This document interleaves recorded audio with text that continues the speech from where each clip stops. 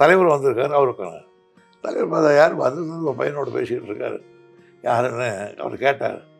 ஒன்றும் அவர் சொன்னார், உங்களுக்கு தெரியாது வரைமுறை, நான் பச்சைவாஸ் கலைஞர் படிக்கிறேன், நல்ல பேச்சாளர், நம்ம கட்சிக்காரர் அப்படின்னு. எம்ஜிஆர் தான் என்னை முதல் கலைஞர் இன்டர்வியூ பண்ணி வச்சார். என்னையா பேசிக்கிட்டு இருப்பீங்க நீங்கள் 2 பேரும்? நான் சினிமா கதை கேட்டுக்கிட்டு இருப்பேனே. அவர் கேட்டார்னால அதில் இலக்கியம் அது பேசிக்கிட்டு இருப்பேன்னு சொல்லிடுவார். தலைவர்கிட்ட ஒரு பெரிய சமாதானம் என்னன்னா, இவன் யாரோ சின்ன பையன்லாம் அங்கே உட்கார வைக்கக்கூடாது, இவன் பெரிய மனுஷன், அவனை தான் கூப்பிடும் அப்படின்லாம் நினைக்க மாட்டார். எல்லாரையும் சாதாரணமாக படுவார். அப்புறம் சில நேரங்கள் என்ன பண்ணுவார்னா, அவர் வண்டியிலே கொண்டாந்து என்னை விட்டு போயிடுவார். அதுக்கப்புறம் அவரோட போவேன், மத்தியானம் சாப்பிடுவேன், கலைஞரோடவே இருக்கிறேன். அதுக்கப்புறம் அந்த நெருக்கங்கள் அப்படியே டெவலப் ஆகி என்னை உருவாக்கி இந்த நிலைக்கு கொண்டு வந்து உட்கார வச்சுட்டு போனவர் தலைவர் கலைஞர் தான். எப்படி வீட்டில் நல்லா இருக்காங்க, எத்தனை பசங்கன்னாரு, ஒன்று அப்படின்னாரு.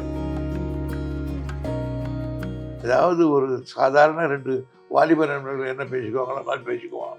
நான் இல்லைன்னா 10 பேர் இருந்தால் கூட எங்கே வர வர்றேன் அப்படின்வாரு. அதுக்கப்புறம் கூட நான் ஒருத்தோட பேசும்போது மயக்கம் போட்டு விழுந்துட்டேன். ஓடி வந்து தூக்கி தம்பின்னு கதறினார். பைபாஸுக்காக ஆஸ்பத்திரியில் படுத்திருந்தேன். நான் யார் ரொம்ப பயப்படுறியானாரு. யாருமே பயப்பட மாட்டாங்கண்ணே, காலையில் ஆப்ரேஷன் எதையும் தடுக்கிறாங்கன்னா யாரும் பயப்பட மாட்டாங்க. மடையா நீ சொல்கிறீங்க, நீ பயப்படுறேன் அப்படின்னா. இல்லைண்ணே, நான் இல்லை பண்ணேன், நான் ஒன்று செய்கிறேன், நான் வந்து உன்னோட படுத்துக்கிறேன், தைரியமாக நான் ஒன்று பண்ணிட்டு வரேன். வந்துட்டார் சார். யார் சார் பயப்படுவா?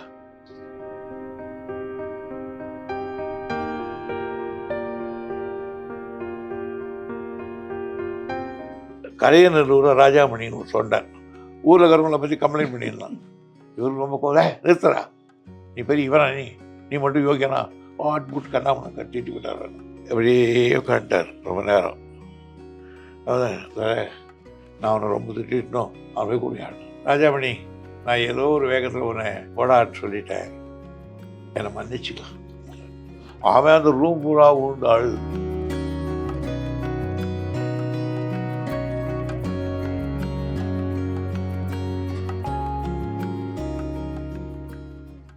வணக்கம் நேயர்களே. முத்தமிழறிஞர் டாக்டர் கலைஞர் அவர்களின் பிறந்த நாளையொட்டி கலைஞரின் அன்பு தம்பியும் மாண்புமிகு துரைமுருகன் அவர்களைத்தான் இப்பொழுது சந்திக்க இருக்கிறோம். வணக்கம். முத்தமிழறிஞர் கலைஞர் அவர்களோட பிறந்த நாள். ஆமாம். அவருடைய அன்பு தம்பி நீங்கள். தலைவர் கலைஞரை முதல்ல எப்போ சந்திச்சிங்க? எப்படி உங்களை அவர் ஈர்த்தார்?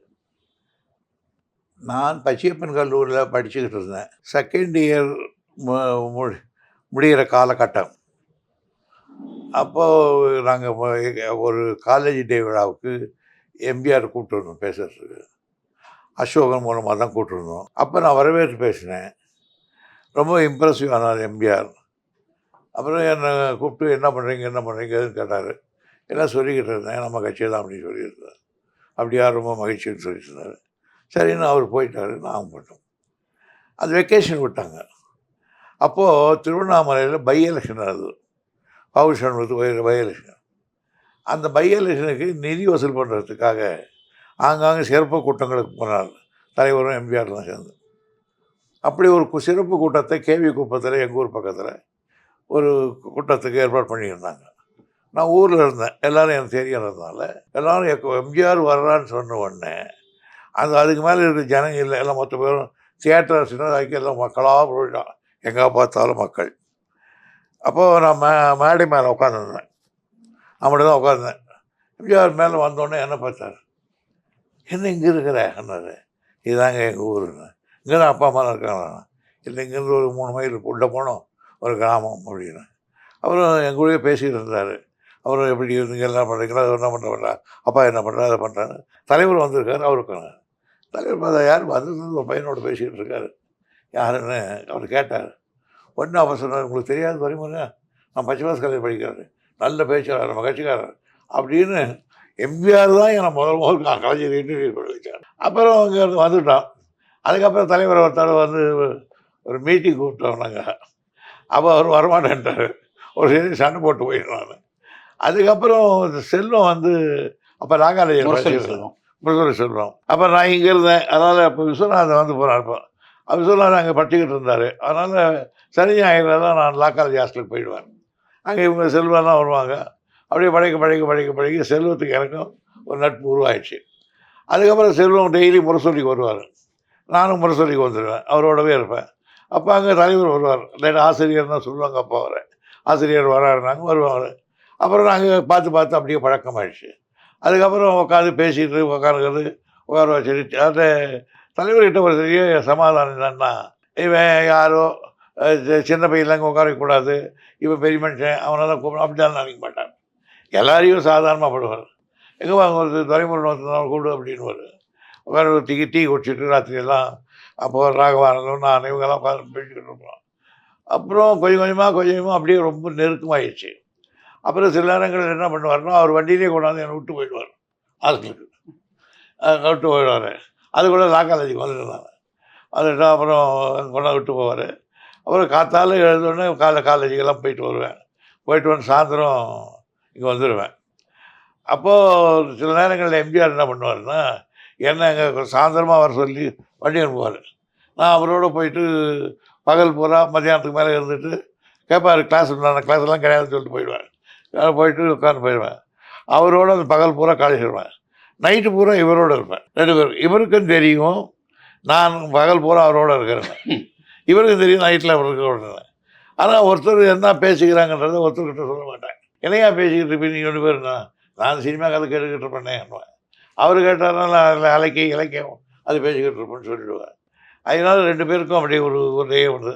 அதுக்கப்புறம் சில கலைஞரோடவே நான் இல்லாமல் தலைவர் இல்லைன்ற மாதிரி 2 பேருக்கும் ஒரு நெருக்கம் உருவாயிடுச்சு. அதுக்கப்புறம் நான் அவரோடவே போவேன், மத்தியானம் சாப்பிடுவேன், கலைஞரோடவே இருக்கிறேன். அதுக்கப்புறம் அந்த நெருக்கங்கள் அப்படியே டெவலப் ஆகி கோபாலபுரத்தோடு என்னை பிணைக்க வச்சிருச்சு.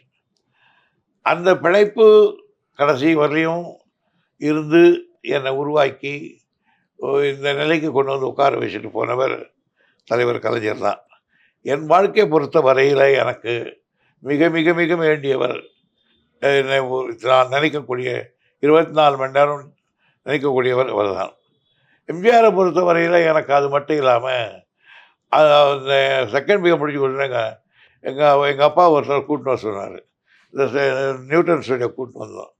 அவன் இனிமேல் உங்கள் பையன் என் பையன் நான் பார்த்துக்கிறேன் போங்க அப்படின்ட்டு அப்போவே போஸ்ட் ஆஃபீஸில் ஒரு 5000 ரூபா போட்டு கிஸ்பில் கட்டிக்கோன்னு சொல்லிவிடுவார்.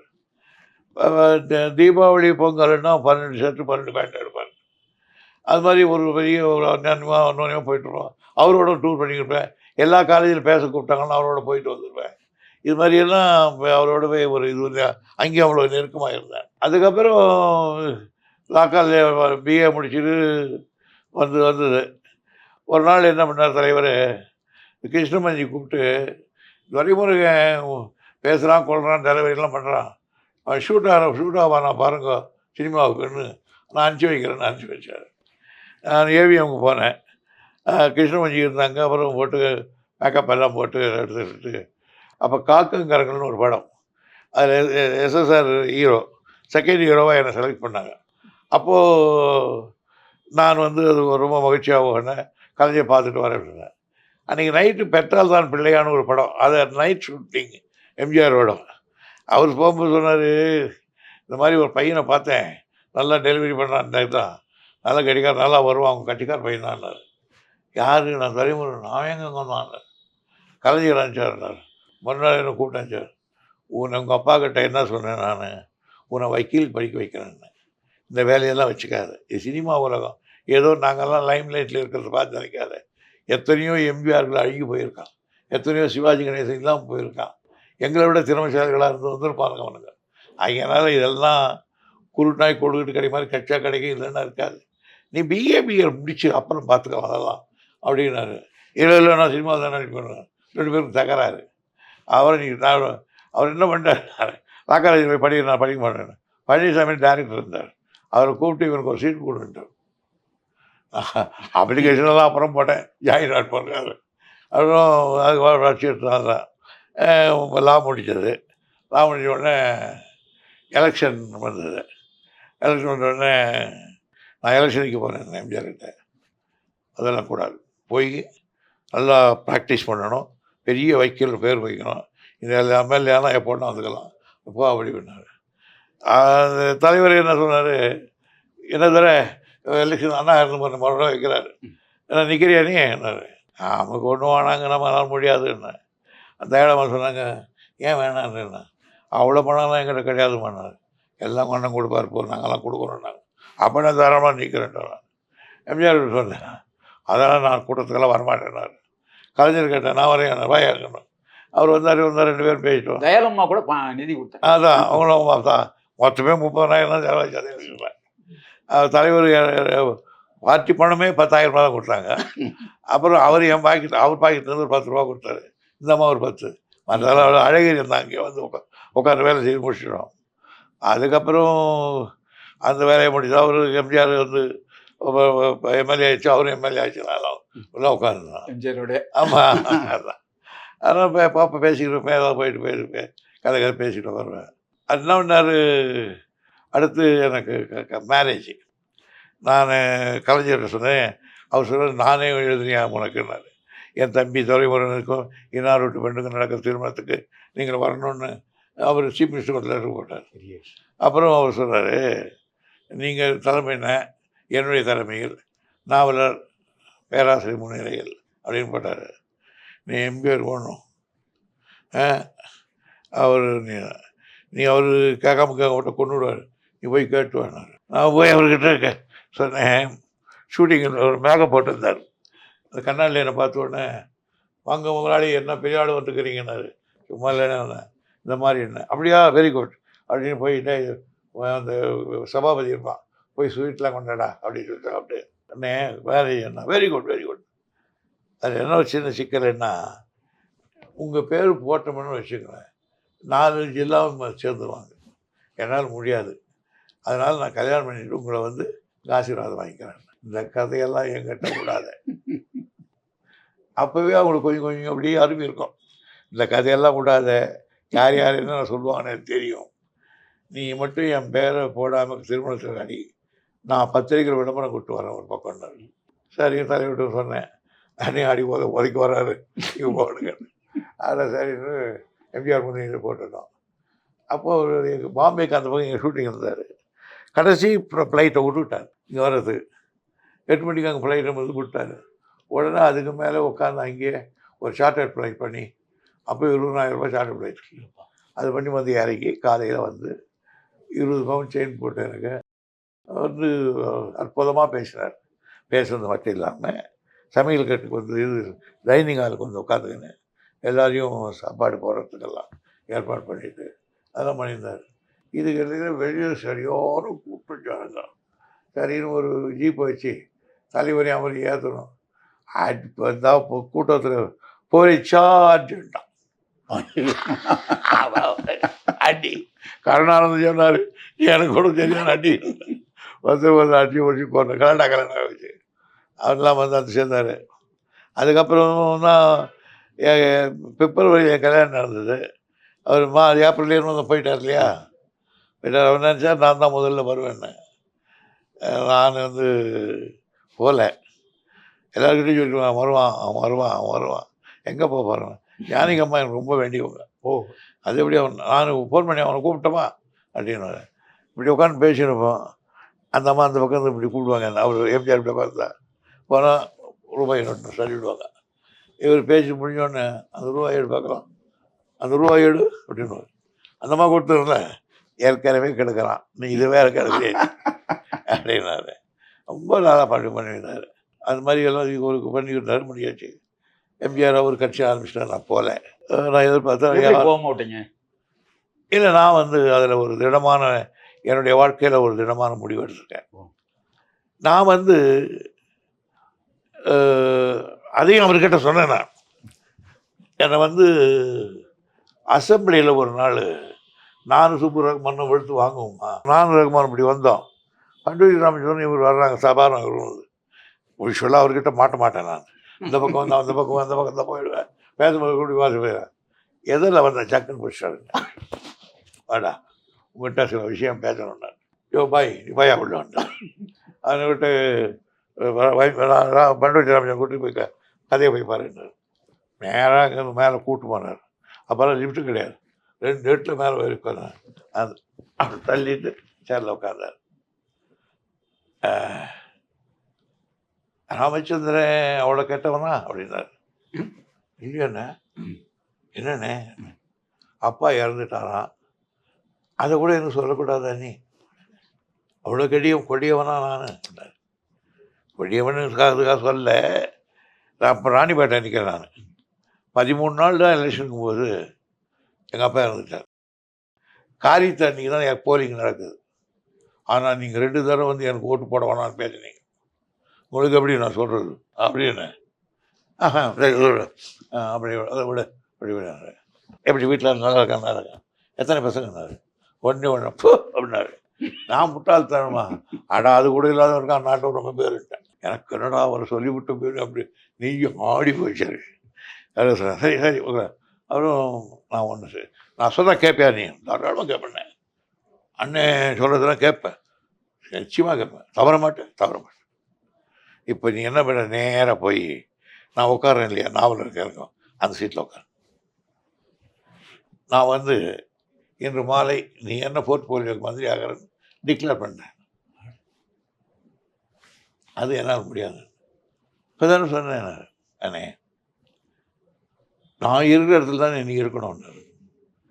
நான் சினிமா பார்த்து நீங்கள் போடுற கத்தி சண்டையை பார்த்து உங்களுக்கு ரசிகனாகி நீங்கள் திமுக ஆகினால் நான் திமுக அப்படின்னு இருந்தால் நான் உங்களோட வந்துடுவேன்.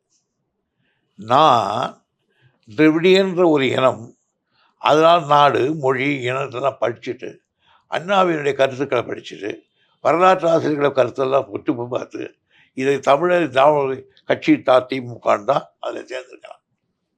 நான் கொள்கையில் ஈர்க்கப்பட்டு வந்தவன். இடையில் நான் உங்களை சந்தித்தேன், எனக்கு நல்லா பண்ணீங்க, உதவி பண்ணீங்க, எல்லாம் பண்ணீங்க.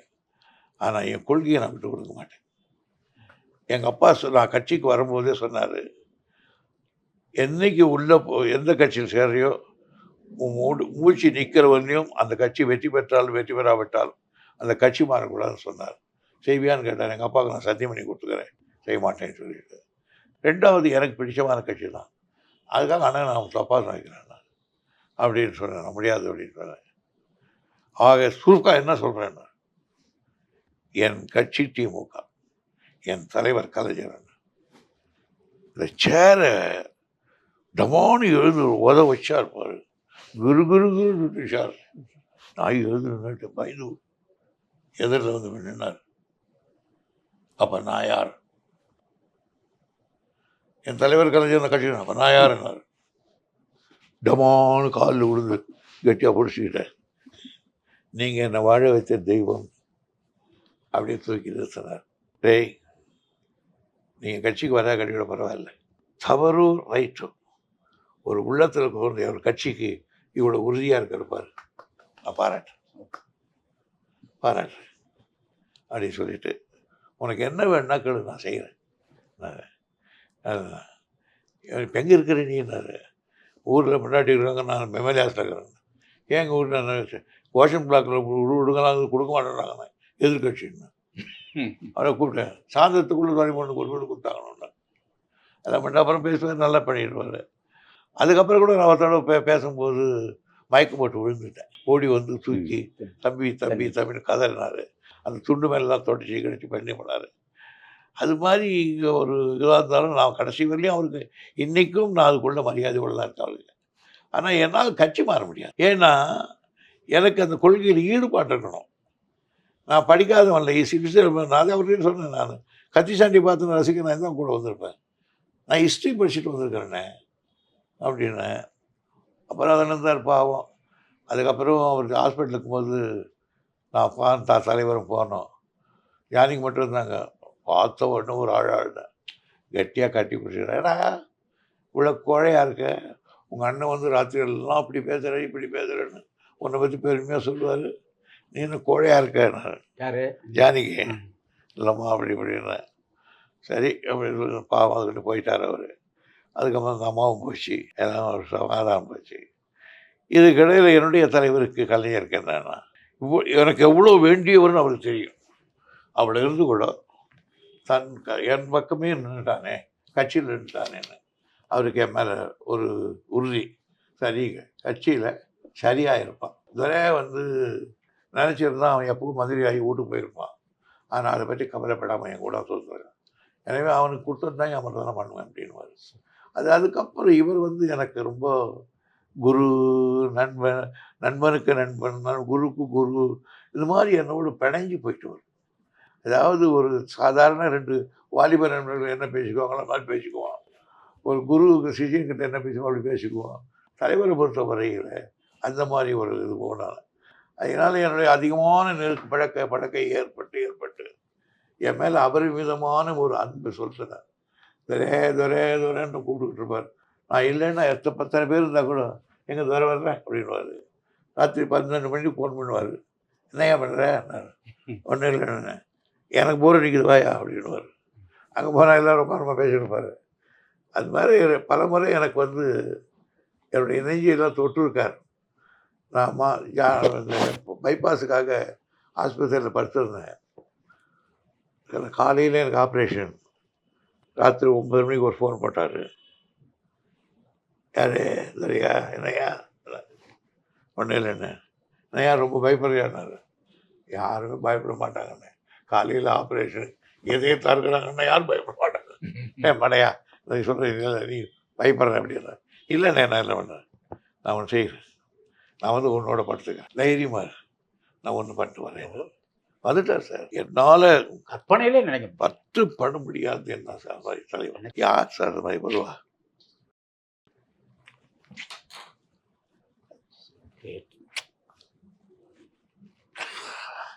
அந்த மாதிரி தலைவர் சார்.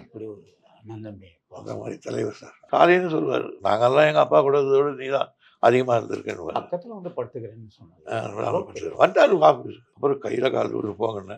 ஆனால் 5 மணிக்கெல்லாம் எழுந்துட்டு 5 மணிக்கெல்லாம் எழுந்து காலையில் குளிச்சியா ரெடியா தைரியான்னு ஹாஸ்பிட்டல் எனக்கு நினைவு வந்த உடனே அதுக்குள்ளே விட மாட்டாங்க. ரொம்ப இருந்துச்சு. அதெல்லாம் முடியாது, நான் பார்த்து தான் தீர்வேன். அதுக்கு அவர் அந்த ட்ரெஸ் எல்லாம் மாட்டி கொண்டாந்து பார்த்துட்டு வேற சரியாயிட்டேன், நல்லா இருக்கிறியா அப்படின்னாரு. அப்புறம் நான் கொஞ்ச நாள் லீவில் இருந்துட்டு அடுத்து என்னுடைய டிமாண்ட் பேச போகிறேன். அவர் சொன்னார், இவன் வேறு மாதிரி பேசுவான், நான் போயிடுறேன் இருந்து அப்படின்னா. எல்லாமே இருக்கேன். நான் பேசினான் பாரு அன்றைக்கி.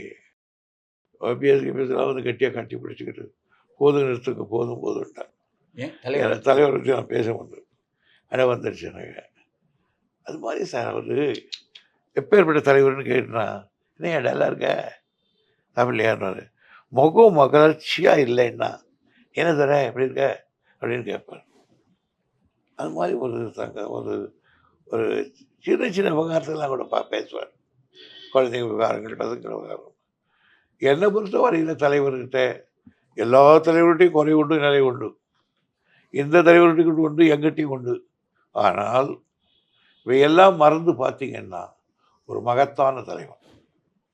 நான் சொல்லுவேன் அவர்கிட்ட, ஒரு தலைவன் எப்படி இருக்க வேண்டும் என்பதற்கும் நீங்கள் தான் உதாரணம், ஒரு தொண்டன் எப்படி இருக்க வேண்டும் என்பதற்கும் நீங்கள் தான் உதாரணம் அப்படின்னு.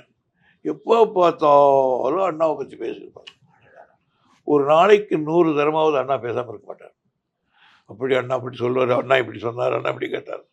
ஆக தன்னுடைய தலைவருடைய பெருமையை புகுந்துக்கிட்டே இருப்பார். அங்கே தொண்டனாகவே இருக்கீங்க, இந்த கட்சியை நடத்தும் போது நீ தலைவராக இருக்கீங்க அப்படின்னு சொல்லுவேன். தண்டருக்கு அதான் சொன்னேன். இப்போ டிஆர் பாலு நாங்கள்லாம் உட்காந்து பேசியிருக்கிறோம். ஏதோ ஒரு விஷயம் நம்ம டிஸ்கஷன் வந்து பாலு தான் இது மாதிரி சொன்னான். தண்டர் சொன்னார், அதெல்லாம் தப்பியா பாலு, அது கிடையாது, நீ சொல்கிறது தப்புன்னாரு. இல்லை நான் அவங்க மட்டும் பேசுவான். நான் தலைவர்கிட்ட கூட நான் சொல்கிறத ரைட்டு அப்படின்னா, நான் சொல்கிறேன் என்னை படிச்சு எனக்கு புத்தி சொல்லியா நீ அப்படின்னு ரொம்ப கோபம் வந்து, நீ தலைவனா நான் தலைவனாடா, நான் கேட்குறேன் ஊர் கண்ணாமலாம் தேடி விட்டேன் போடா வழியா அப்படின்ட்டார். அவன் போயிட்டான் பாலு.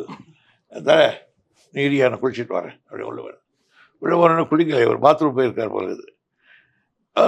பாத்ரூம் போயிட்டு வழியாக வந்துட்டார். நான் டாய்லெட்டில் உட்காந்து யோசித்தேன், பாலு சொன்னது தான் ஏன் கரெக்டு, நான் சொன்னது ஏன் தப்பு. பாவம் அவனை வந்து போடாங்கடா திட்டி விட்டாவன், இங்கே எங்கேயாவது இருப்பான், அவனை கூப்பிடுனாரு. அவன் இன்னத்துக்கு தாமரை தாண்டி போயிடுவான் போங்கன்னு கூப்பிடியாடினாரு. அவனை கூப்பிட்டான். நான் வரமாட்டேன் அப்படி பண்ணாரு. அவரே கூப்பிட்றாரு.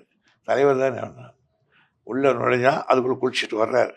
என்னை கைப்பட்டு அப்படி பட்டினவர்.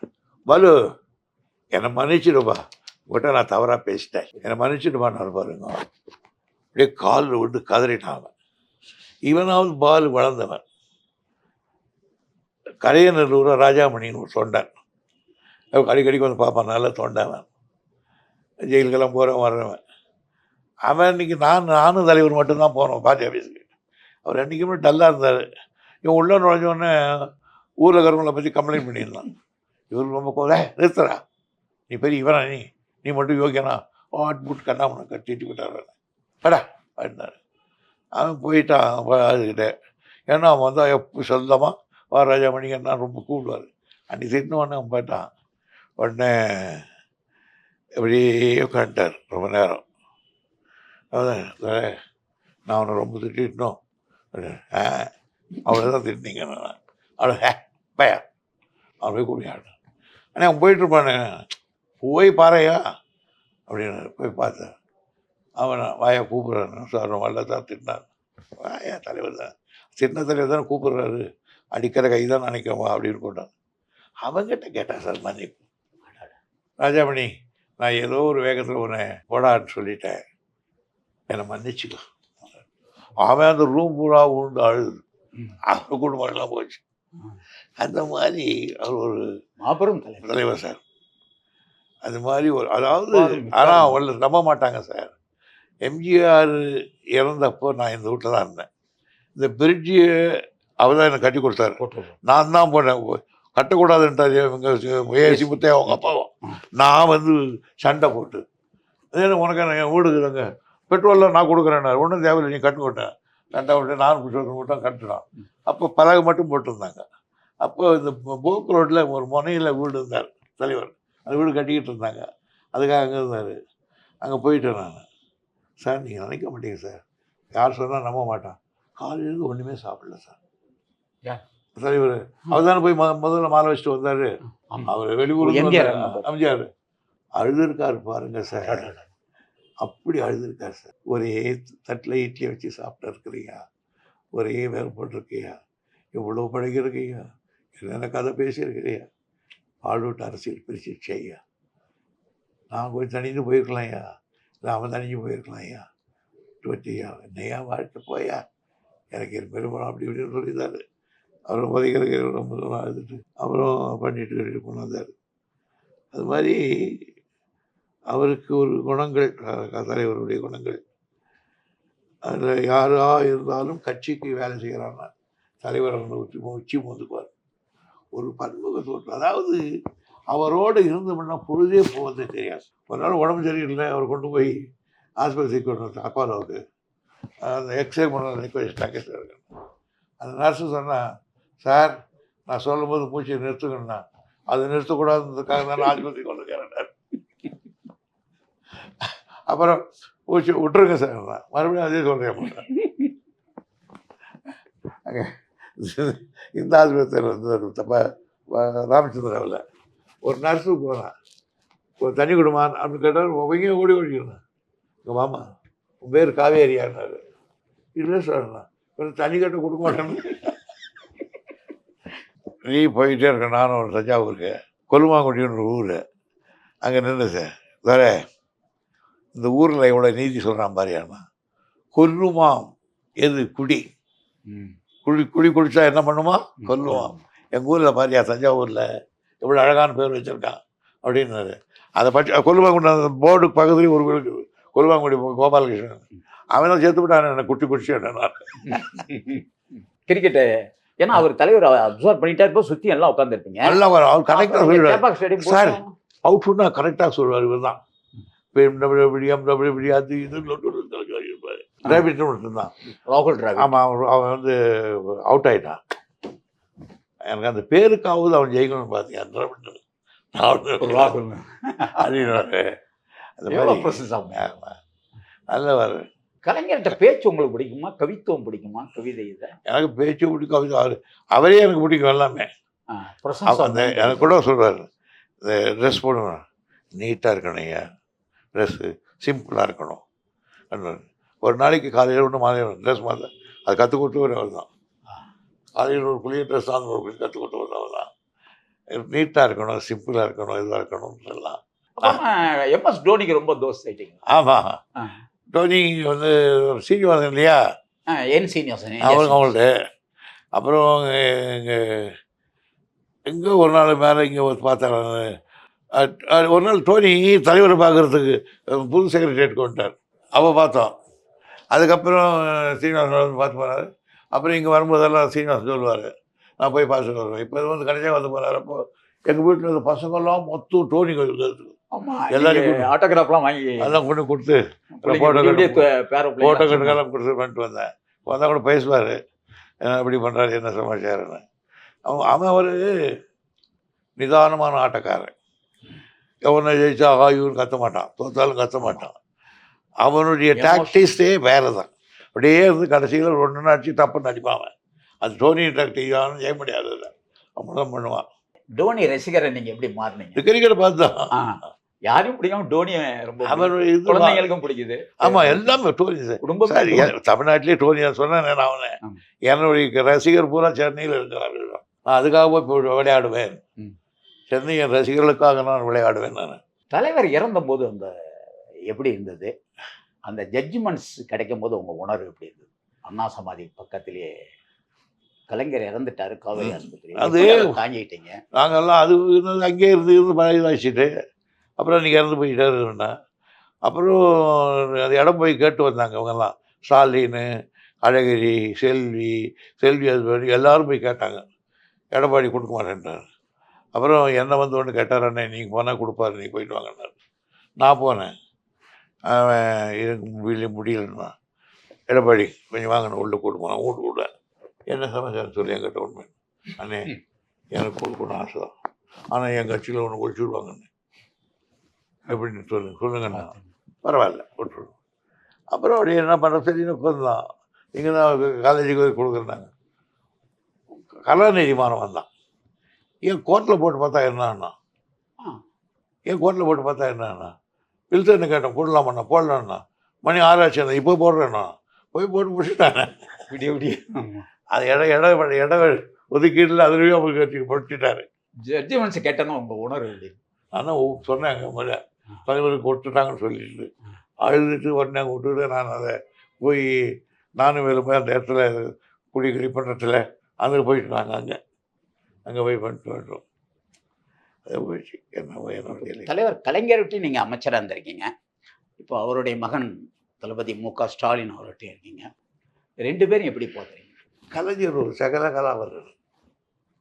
அவருக்கு எல்லாம் தெரியும். ஒருத்தருடைய கண் பார்வை வச்சு வேணான்னு சொல்லிடுவார், முகத்தை பார்த்தே சொல்லிடுவார், நான் பேசுறது பொய்யா மெய்யான்னு சொல்லிடுவார். ஸ்டாலினை பொறுத்த வரையில் கலைஞர் வந்து எவ்வளவு குதிக்கிற நிலையில் இருந்தாலும் இலக்கியத்தில் கூறாக்கிடுவார். ஒரு அப்போ எதிர்கட்சியாக இருக்கும்போது இவர் அந்த குழந்தையம்மாள்னு ஒரு காங்கிரஸ் எம்எல்ஏ தான். அவர் சொன்னாங்க, இந்த திமுககாரங்களுக்கு கைப்பட்டாலும் குற்றம், கால் பட்டாலும் குற்றம் அப்படின்னு. உடனே இவரே சொன்னார், குழந்தையம்மா சொல்கிறாங்க கால் பட்டா, நாங்கள் என்ன சொல்கிறோன்னா, குழந்தையின் கால் பட்டால் பரவாயில்ல, குஞ்சிதத்தின் கால் பட்டால் என்ன ஆகுதுன்னாரு. ராஜாஜி பாதி குஞ்சிதன்னு ஒரு 200 எம்எல்ஏ இருந்தாங்க. குஞ்சிதத்தின் கால் பட்டார். அவர் 10 அடி உங்கள் ஆள் பரவாயில்ல, எங்கள் ஆள் தான் வாழான்றது அவங்க பிசிக்க சொல்லுவாங்க. அது மாதிரி இப்போ அச்சுக்குவார் டப்புன்னு. அவர் இலக்கியத்தில் அவர் 2வது கலைஞர் மேலே இருக்கிறார். அவருடைய இலக்கியம், அந்த இலக்கியத்தில் தான் பண்ணுறோம். சரி, அவரோடு இருந்தோம், வாழ்ந்தோம். இப்போ இல்லை, பட் நான் அதே நினைவோடு நான் இருக்கேன். அதே நினைவோடு அவர் மகன்கிட்ட நான் செய்கிறேன். அதே நன்றியோடு இருக்கேன். எனக்கு வேண்டியது கட்சி, இந்த கட்சி இருக்கணும், அவ்வளோதான். உங்களுக்கு கர்நாடக இசையில் எப்போதும் அந்த மார்கழி சீசன்னா நிச்சயம் ஒன்று ராஜா அண்ணாமலை மன்றத்தில் இருப்பீங்க, இல்லை சென்னையில் திருவையாறில் இருப்பீங்க. அதில் எப்படி ஆர்வம் வந்தது? அதுவும் குறிப்பாக மதுரை சோமு மேலே என்ன சொல்லி என்ன கவி பாடினாலும் உந்தன் மனம் இறங்கும். மதுரை சோமனுடைய கச்சேரியை உன்னையெல்லாம் இங்கே வந்து ஒரு இவங்க இசை வரலாறு குரூப்பெல்லாம் சேர்ந்து ஒரு இது நடத்துவாங்க. இங்கே யோகேஸ்வர் கல்யாணம் பண்ண முடியல. அப்போ முதல் கேட்டேன் நான். அவர் கேட்டு அந்த ஆலோபனம் அந்த உச்சஸ்தாயில நின்றுக்கும் போது எவனும் கிட்ட நெருங்க முடியாது.